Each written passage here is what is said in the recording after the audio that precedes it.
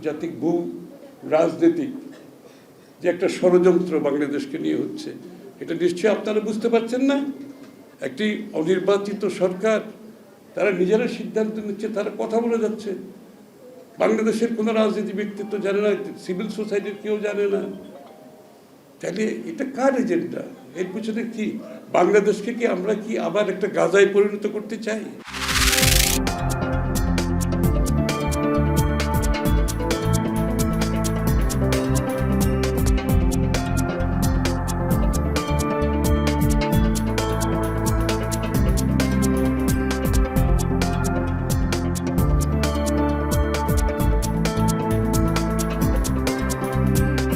যে প্রক্রিয়ায় আমাদের হাইকোর্ট বিভাগ এই নিবন্ধন ক্যান্সেল করেছে, বাতিল করেছে, এই প্রক্রিয়াটি মূলত ইলেকশন কমিশনের সামনে বিচারাধীন ছিল, বিবেচনাধীন ছিল।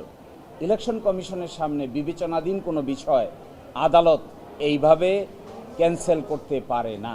এটিকে ইংরেজিতে বলে প্রিম্যাচিওর।